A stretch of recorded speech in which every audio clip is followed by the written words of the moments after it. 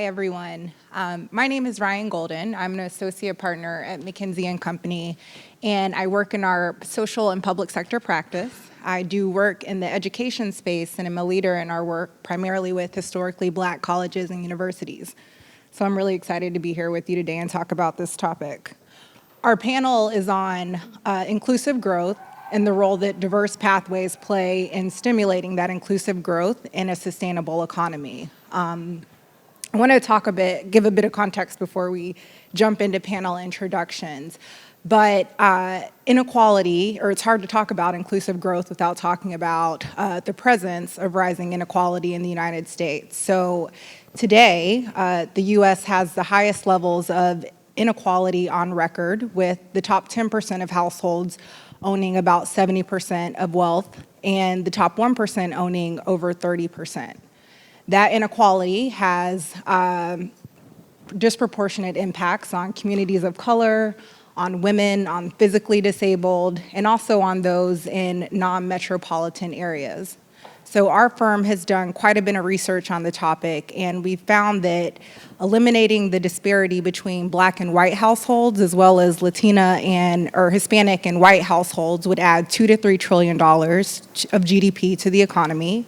And also bringing women to full workforce potential would add an incremental $2 trillion to the economy as well.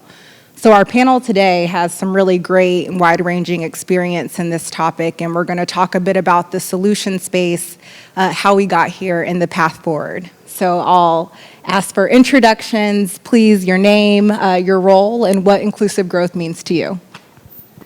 All right, thank you. Hi, everyone. I'm Leila Makarechi. First of all, I'm a mother of 2 young boys, which I think warrants acknowledging as we're emerging back into the world of real-life conferences. I just want to give a quick shout-out to all the parents in the audience. We did it. We are actually at a conference. We have showered. Some of us have eyeliner on for the first time in 2 years, but we're here. I'm also the Chief Business Officer of Merit America. Merit is a national organization that provides a pathway for adults without a bachelor's degree to access in-demand roles. We've worked with thousands of folks all across the country, and our learners on average experience a $19,000 annual wage gain, after going through our training programs. So I want to ask a quick question in the audience. Raise your hand if you have a college degree, and I'll invite our panel to do the same. All right, everyone, look around the room. Merit works with all the folks who are not in rooms like this, right? At least not yet. I'm talking about the 50 million plus Americans in our country who are stuck in low-wage work, in low-quality jobs, and don't have a college degree. That's half our workforce right now. And what they're looking for are fast, accessible pathways to transition to the middle class. Most of these folks, unsurprisingly, are communities of color, as Ryan said. They are rural communities, they are veterans, and they are essential workers. So that's what Merit is all about. We provide programs that work for people who work and a viable pathway to the middle class. Good afternoon, everybody.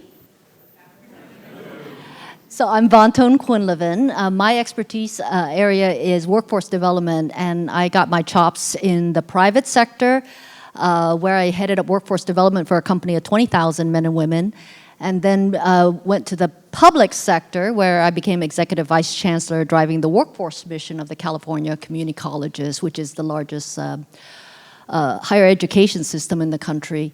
And really just a mecca for social and economic mobility. And then now I'm CEO of Futuro Health. So we're a nonprofit form really to address the shortage of allied health workers across the country. Now, some of you may be wondering, well, what are allied health workers? I mean, in most families, you sit around at the table, and if you're thinking about careers, you might get advice about becoming doctors and nurses. But rarely is there a conversation about, why don't you grow up and become a medical sonographer or a radiology technician or a medical assistant? There are so many really good jobs, well paid, and a growth area in healthcare on the front lines of care. And it's just not well known. And so 60% of the jobs in healthcare, in every single state, in every single backyard, needs these workers. So we've been able to really get out into the community and bring these opportunities, the education opportunities, to the community, but also they are the same occupations that employers have a great need for. As you know, especially with the pandemic, it's really just devastated the healthcare workforce, and so we really need to do collective work to resupply that workforce. My name is Kristina Francis. I'm the Executive Director for Jobs for the Future Labs. But before I go into my story, I love that you did the call and response. So many of the folks here have gone to college. How many of you are actually working in the field that relates to your degree? Okay, so fewer hands, okay. So we'll talk about that in a bit. So I have a 14 and 13-year-old, and the conversation right now is around should they go to school, and I cannot believe that I'm actually having that conversation. I got my degree in psychology. I worked 20 years as a management consultant.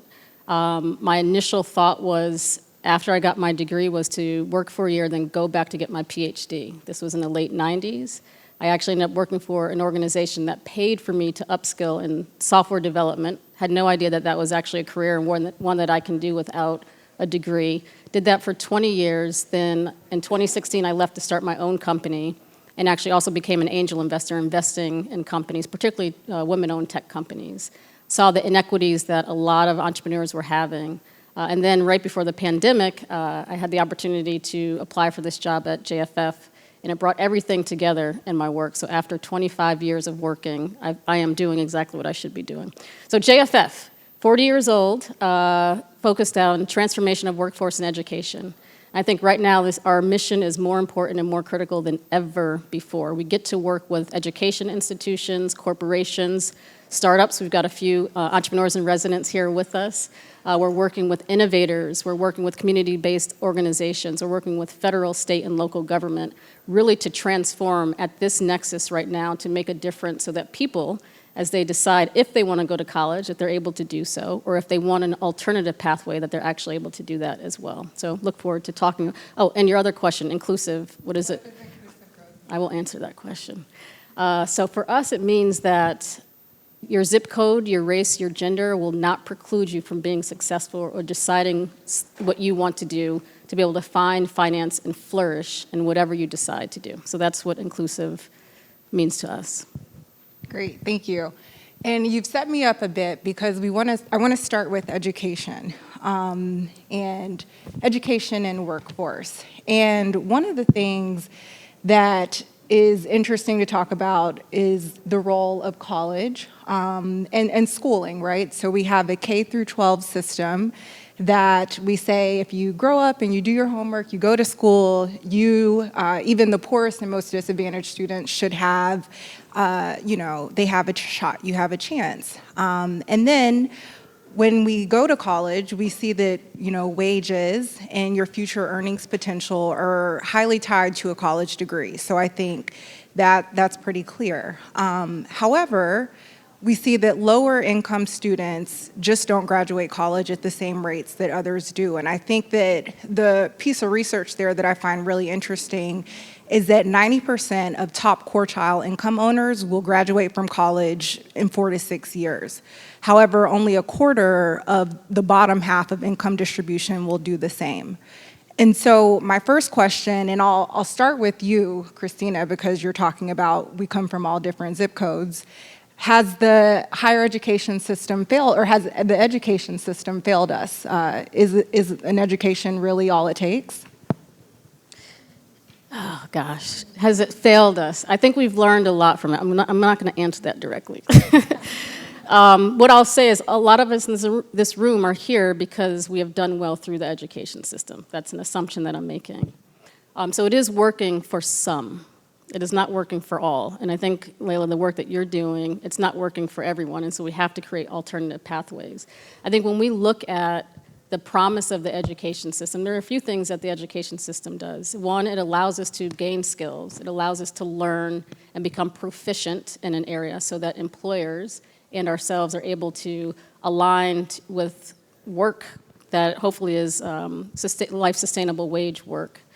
What we've seen, though, there are disparities. There are income disparities. There's a lot of gaps. Income, advancement gaps, employment gaps. And I think you gave a statistic earlier, but there's a $96 billion income difference between blacks and whites right now in terms of income. And so I think the education system is working for some. We need to change it. And so I'm a proponent for transformation within the current systems. I'm also a proponent for creating new systems that work. I alluded to a fact that we have an entrepreneur in residence who's actually creating an alternative system for individuals who may not be going to college but have desire to go into the creative economy. We need to start creating opportunities like that. Dion Walcott in the back, you can talk to him with Marked, and we've got Yellow Brick as well. So I do think the system is working in some cases. It's failing us in other cases. Yeah. Degrees are important. I mean, if you look at all the data, there's a correlation between your lifelong earning and your attainment of the highest level of degree. But the other reality that is concurrent, if you look at the research of Anthony Carnevale out of the Georgetown Center for Education Policy, I love how he phrased it. It was, degrees are important, but skills matter. So what you focus on in terms of your studies does make a difference when it comes to your viability in the job market. And again, I go back to this, my prior point, which is many good jobs, many career opportunities is relatively unknown to a lot of our communities. So we have to do collectively a much better job bringing awareness to the good occupations that are out there and really just setting the breadcrumbs for how do you follow the trail into those good jobs, like decipher, decode for others, how to do that in terms of career exploration. The other thing I wanted to mention was that now when we recognize that skills actually matter, the other reality is that the shelf life of skills has gotten so much shorter, right? I remember when I was in the private sector with the energy company, and they said, well, it used to be combustion engines for a vehicle. Well, we had like 30 years to ingest that technology and retrain our workers. And then electric vehicle came, and that was like 15 years to ingest. And then fuel cell vehicles, like 3 years to ingest. And now it's like every year there's a new cycle of technology. So it may have been a structure where we had all of our education up front, and that was viable at one period of time. But now the reality is that we need to upgrade our skill sets at the same rate that our iPhone is upgrading overnight, right? So that's the new imperative to balance the degree attainment, but also the relevance of your skill sets. So I agree with the panelists. I think college is obviously a really important option, but it shouldn't be the only option. And I think a college degree shouldn't be a gating factor to accessing a really good job, right? So Opportunity of Work recently published a report that showed when employers require a college degree for entry-level roles, we're automatically screening out about 75% of Black Americans over the age of 25 in our workforce, and about 80% of our Latinx and rural populations. That's a lot of people to screen out, right? Like, imagine if your job posting said no one can apply from this zip code. I think what we're seeing at Merit is that higher education has largely failed the learners that we're working with. About 80% of our learners have actually spent time in the higher education system, but instead of having a degree to show for it, unfortunately, they have debt. And what they're looking for are these accelerated opportunities that fit around their lives today, where oftentimes people aren't able to quit working and spend the time and money to go back and pursue a degree. But by going through an alternative pathway and receiving the training and the skills that they need to access a better job, then they might be in a position where pursuing higher education could be a viable pathway.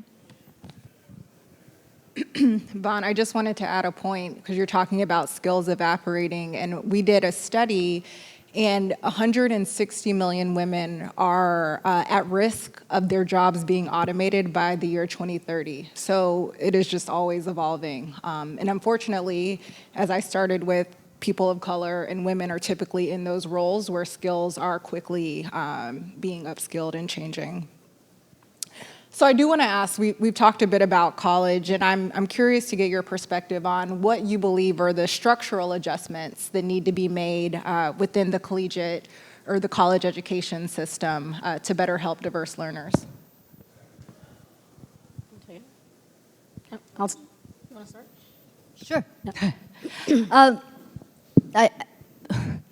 The biggest one is to recognize where the students are coming from. I mean, we haven't solved all the issues in terms of moving people in an equitable way, a successful way, when they're young. But what's happening nationally is that the demographic is shrinking of the young that are moving into higher education. And then this pandemic has also devastated the enrollment pattern of higher education. Like in the community colleges, it's been somewhere between like 11 to 20% decline in enrollment. And that's usually the system that gets the most enrollment in a downturn economy because it's more affordable. Even in the four-year system, that's gone down by like 5%. So you have shrinking demographics from the K-12, and then you have exiting boomers, right, who is the most educated generation.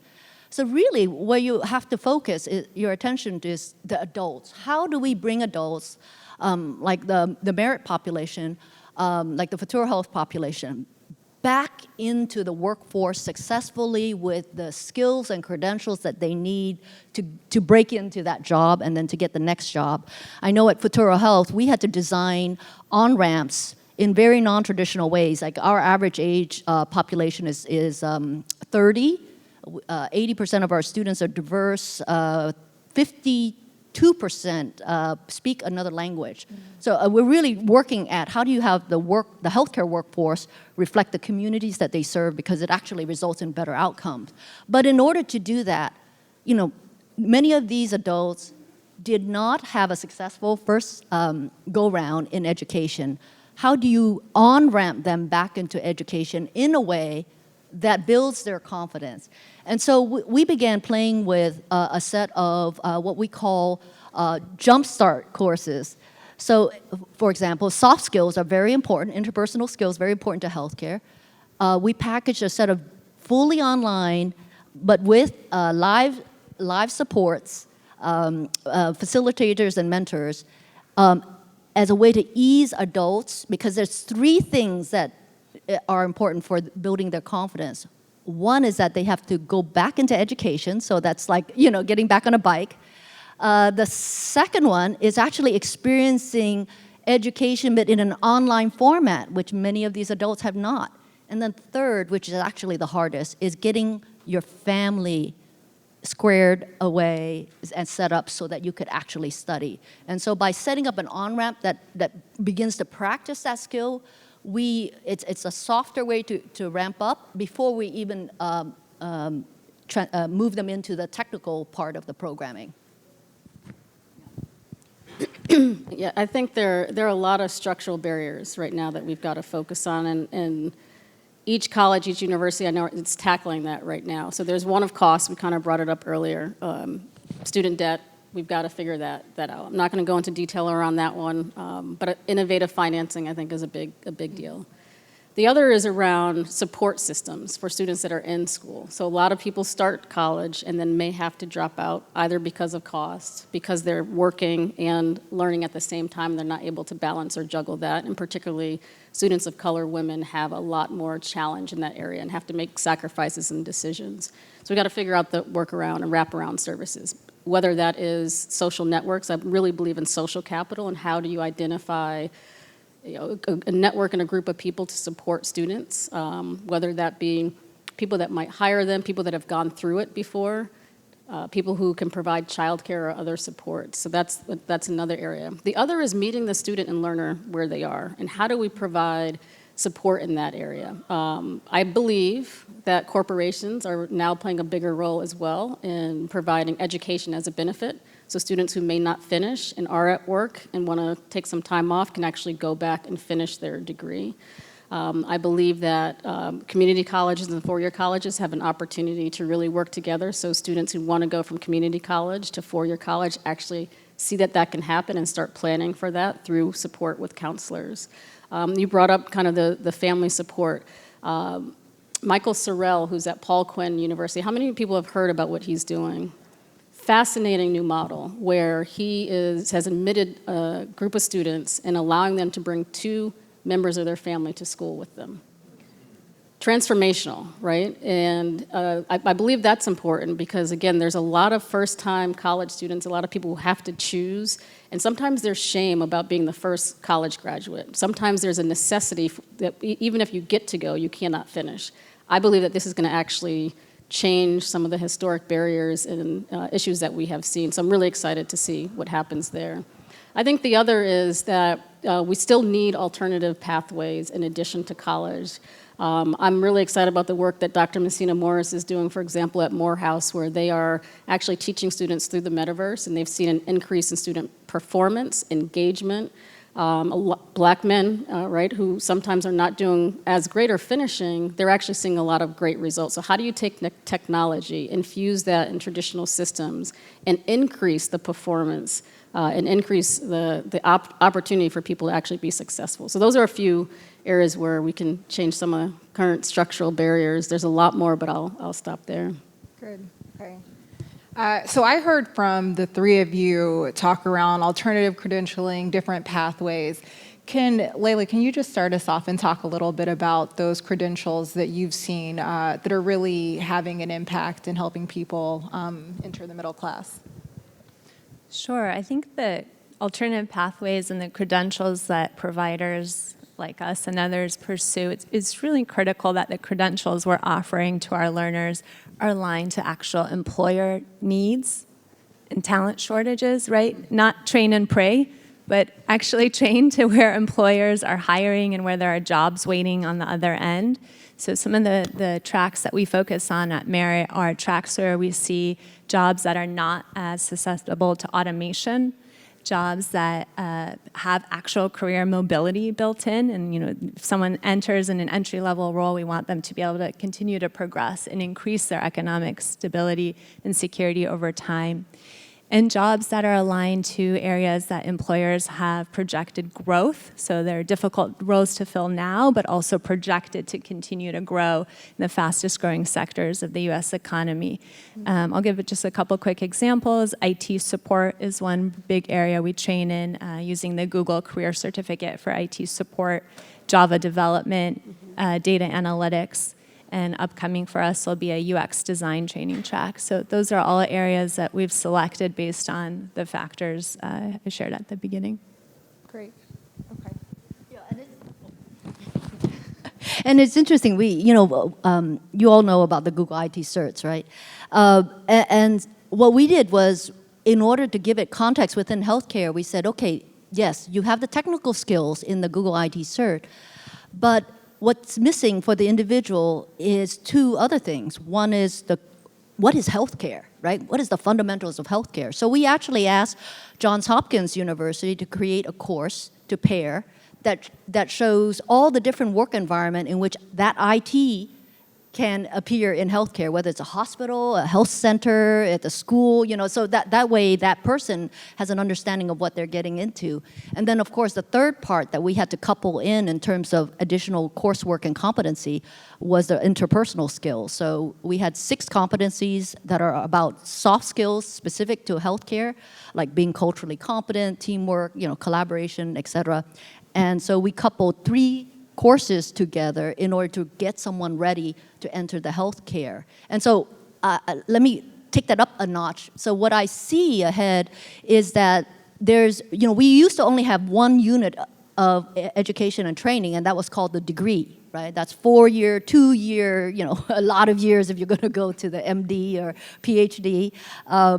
But because of how fast the labor market is moving, of course, it's gotten more modularized. So right now, what you have is like the great unbundling and then rebundling of courses and competencies and digital badges in order to help someone really just hone in on a set of skills so that they can be what we call day one ready for the employer.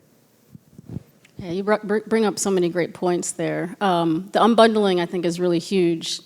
Today, JFF just released a market scan around digital wallets, and so Sharon Liu looked at the landscape. I think that's really important because it's now going to allow people, as we're starting to use digital wallets, to actually demonstrate, well, one, bring together the skills and experiences that they have, and then demonstrate that to employers who are actually looking for it. So super excited about that. The other is the stackable credentials and being in the short term of being able to get a credential. So I actually see kind of two areas and two worlds right now. One is this immediate kind of next 2 years of where skills are rapidly changing, employers, then the mismatch between individuals coming out of college and employers. We've got to fix that, and we've got to realign that. So we're starting to see that now.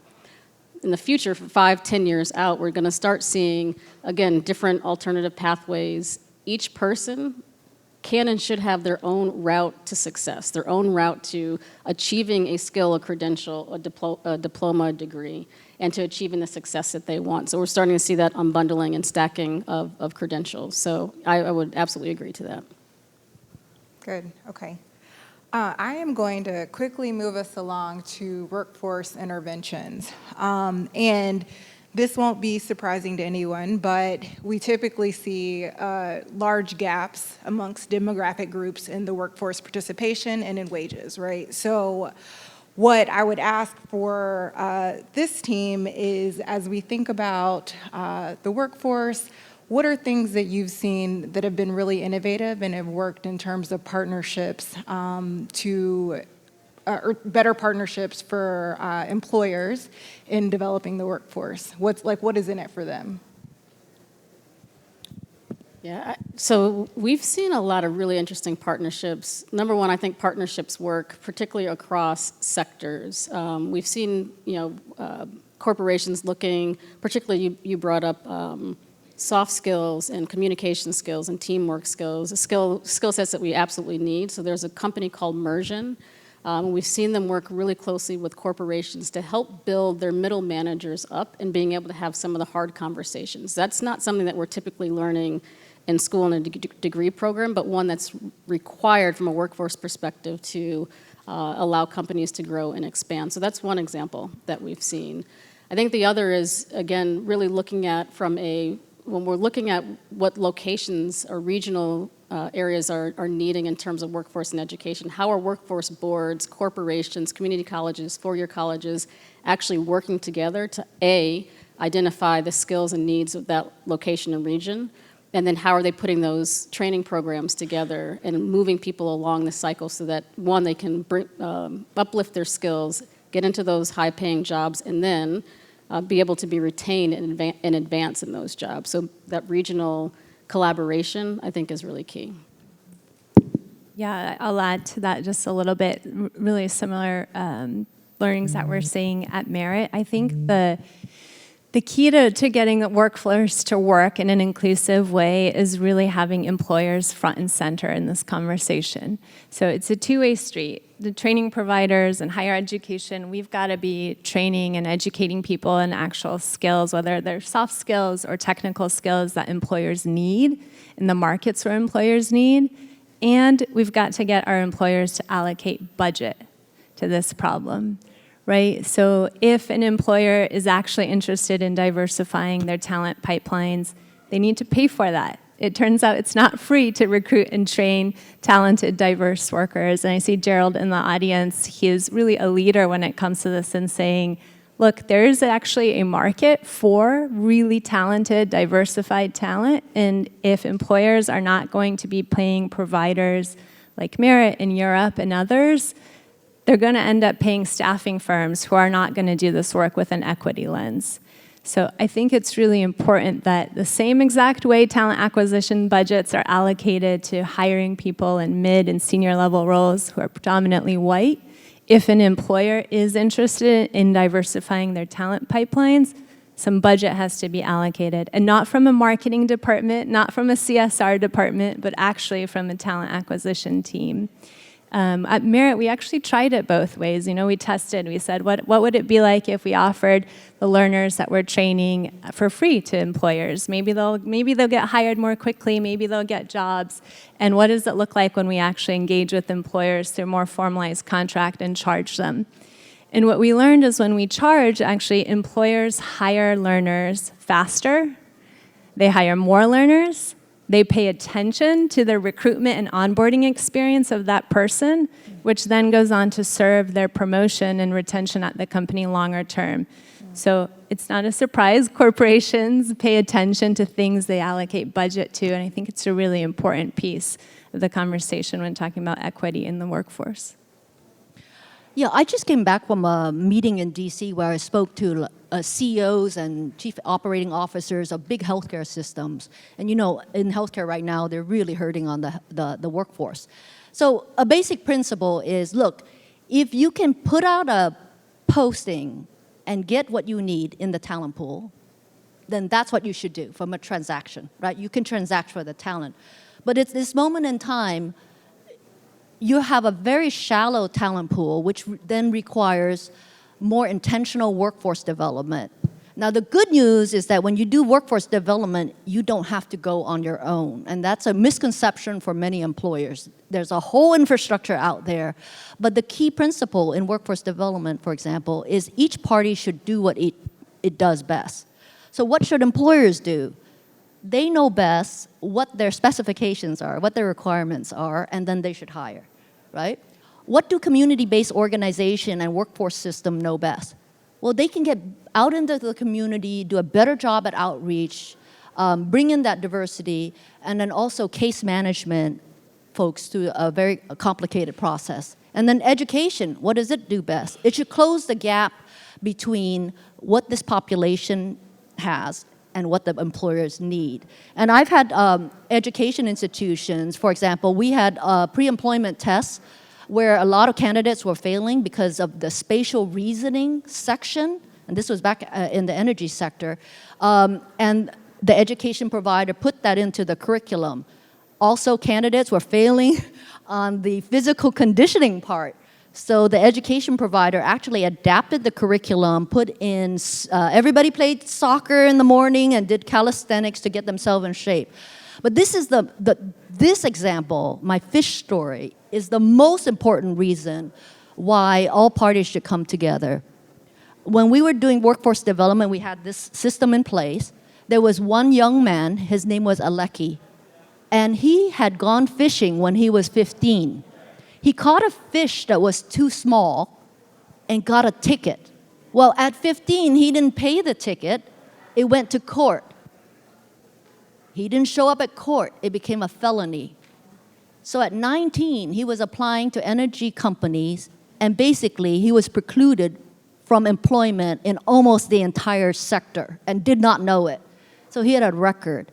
Now, as an employer, we would have just sent him the no thank you card, right? As the educator, we could have given him certificates, degrees, stackable credentials. We could have given everything. He could have never gotten employed. It was the third leg, which is the community-based organization that helped him expunge the record. And then we were able to hire, and it was a good story in the end, and everybody was happy. But that's what it takes. If you're really committed to inclusivity and building a talent pool with the community, got to get all of those parties working together. I just want to add one more thing to that. You just made me reflect on storytelling and being able to change the narrative, right? Change the narrative in terms of who's in what job, change the narrative in terms of what types of jobs and skills are needed. And so we've got Makita Green here who works with Nickelodeon and Noggin. They're actually working on just younger kids understanding what careers are available. So you've got to start there. I also think the K through 12, high school, there's a blur there, and how are we working to, again, change that narrative and help people understand what options are available to them. So thanks for bringing up the story about the fish. And expunging of the record mostly is the end of that, and allowing people, in this case, the young gentleman to get on his way. But I think storytelling is really critical as we move forward as well. Yep. All right, so we have about 5 minutes left, and what I wanted to do was just a quick round hearing from the three of you. If you could just share a really radical idea that you would pursue in this space with unlimited resource, what would it be? I'm going to do two, but I promise I'll be fast. Okay. The first one touches on something I've been talking about in the panel so far, which is just get rid of degree requirements. But before you do it, stop, companies. Figure out how much you pay white men with college degrees, document that salary, and commit to providing that exact same salary to the role that you're posting without a college degree.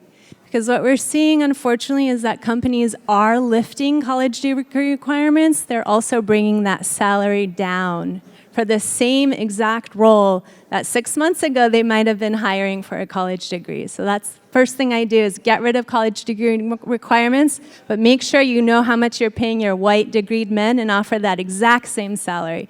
The second thing I would do is offer a paid recovery sabbatical for parents, especially for moms. Right before the pandemic, for the first time in our country's history, we actually had more women in the workforce than men. And I don't know if folks know this, but a big part of that was due to mothers. In 2019, we had the largest participation of mothers in our workforce. That's not the case right now. In the last year, we've lost 2.3 million jobs, setting us back 30 years for women's participation in our economy. So, and this disproportionately affects women of color. 2 times more women of color have had to leave the workforce than white women. And the women who've remained were exhausted, right? I have access to resources. I have a great job. I have a home. I have stability. I have a partner. And I am exhausted. Like, it's been a hard 2 years, right? If we want women to stay in the workforce and to re-enter our workforce, I propose a paid recovery sabbatical for our moms to come back in and be able to flourish. All right. We talked about, most of our higher education system is set up from a policy with all the financial aid, for example, up front, right? I mean, most of the loans are done up front. And yet, the economy is one where we have to not only have as high a level of education up front as possible, but all of these upgrades throughout. And I think it's never been answered, the question of, well, who pays? Well, who pays for all that training and upgrade? And we haven't really thought it through as a country. So being able to think through the financing of more education, I think is going to be very important. Imagine, well, most people will say, well, the employer should pay. Well, most of us are with an employer 5 years, according to the Department of Labor, and getting much less, and then moving to a lot of gig platforms, right? So you're not going to have those benefits. That means then the onus comes back to you in order to finance those upgrades. So how can we be more clever, like ideas, you know how your 401k, where your employer contributes, but it goes with you no matter where you are. Are there different ways for us to be able to afford all of those upgrades throughout our lifetime? And I think we really need to revisit that whole set of public policies. Yeah. You said radical ideas. So I love what you said about the sabbatical. I am such a proponent of that as someone who actually took a 6-month sabbatical and had an employer support that. I think to that, 60% of individuals that are in college right now identify as a woman. And so just imagine in 5-10 years what that's going to do to the labor force. So I think that's why +1, +12 on that one. I think also entrepreneurship as a career and being able to allow people to step out on their own, to take the idea that they are uniquely given, to actually provide them access to capital and give them the support they need to bring new solutions and innovations. That's another area where I think colleges can invest, corporations can invest in their employees who have ideas. I'd like to see more of that. I think the other is not on the corporations or the colleges, it's on the parent side. And I would ask all of us who are parents to listen to our kids as they're exploring. I have a 13-year-old son, and through COVID, he asked us to get him a Microsoft simulator. So we did, and we thought he was in there playing video games.